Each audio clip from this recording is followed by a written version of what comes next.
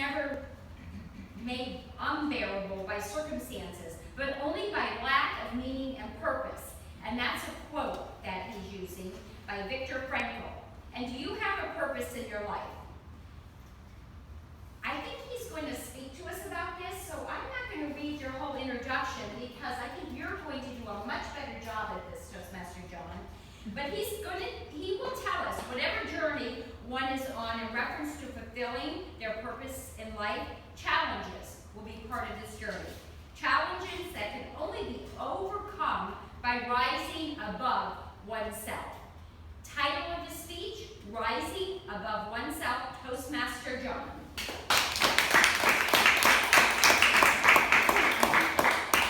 Oh, okay, this is why I have him, the wolf sack. Toastmaster John, please read his objectives. I keep this on my forehead for that reason.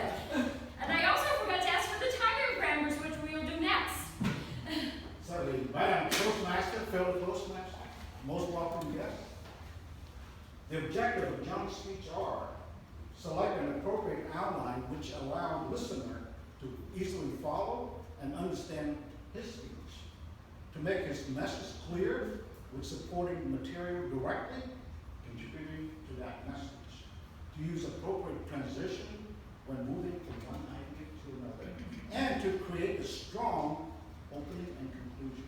The time is 5 to 7 minutes. Madam Toastmaster. Can you demonstrate?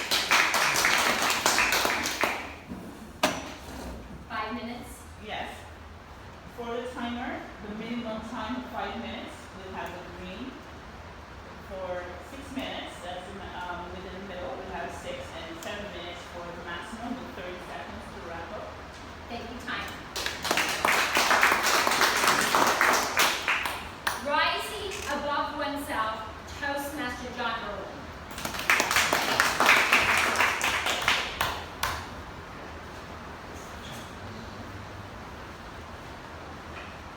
Rising above oneself.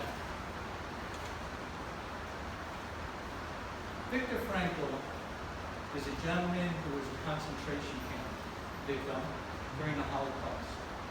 And he wrote a book identifying and questioning how did people get through such a travesty as being a concentration camp victim. And his determination was to have a purpose in life. His quote was based upon that our circumstances in our lives are not what are destructive to us.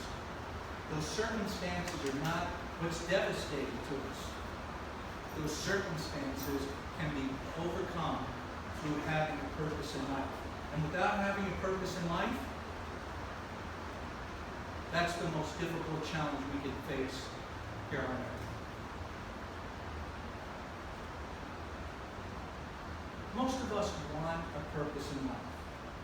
And the question I want to ask all of you, and I respectfully say, you don't have to answer that out loud. However, I would encourage you at some point to answer that within yourself. Do you have a purpose in life?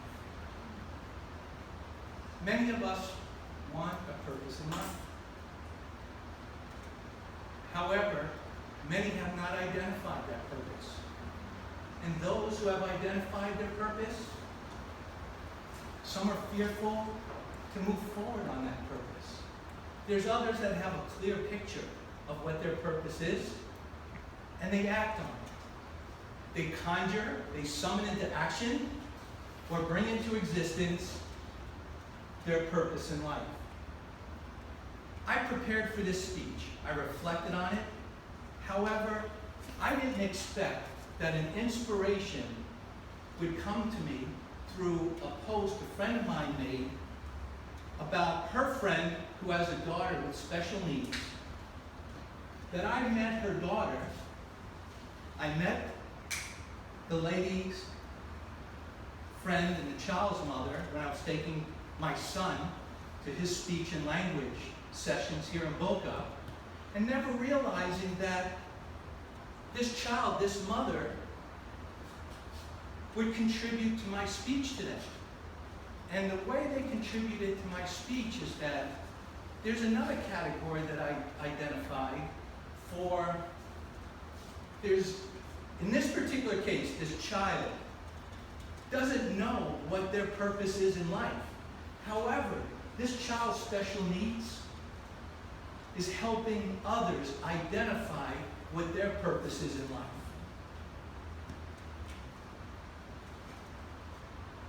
There's challenges that we face every day in fulfilling our purpose, fulfilling our lives. For that child, for that mother, for that father, and I've seen this in my experience teaching children with special needs for over 20 years, that the challenges they face are grief. Another challenge is, what do I do next?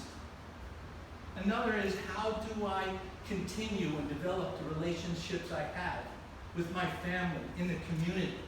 How do I explain this challenge that I'm facing with my daughter, with my son, with my child? The grief. I have 3 children. I look at benchmarks.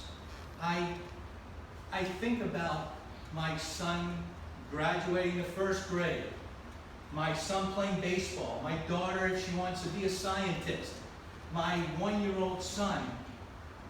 When is he going to walk on his own finally? He walks, and then he drops to the floor. However, these are benchmarks in my children's lives, and I can count on those benchmarks as we stand here today because my children are healthy and they're meeting their milestones. What happens to the parent who has those same desires when they're thinking about, what is my child going to be like?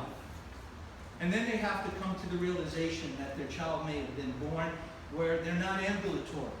They don't have the cognitive ability to become the doctor or lawyer that they wanted their children to become.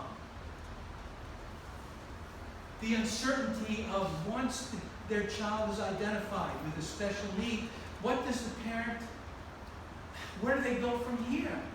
There's confusion. There's decisions that they have to make with their child's education. Who are the best speech and language pathologists? Who are the best individuals to teach my children? It goes on and on and on. The other thing is explaining to your friends and family about the special needs that your child has and the support that they need emotionally, spiritually, physically, financially, to support their child's journey. These parents, through these struggles, their purpose oftentimes becomes improving and maintaining the quality of life of their child. Their focus is immediate. However, once that grief process is over and they accept where their child is, they start sharing, developing their purpose by helping others in their situation. They can empathize, they can understand, they can help, they can develop relationships, they can rise above themselves, they develop selflessness, they're on a trajectory to help others, think outside themselves, fulfill their purpose in life, and rise above themselves.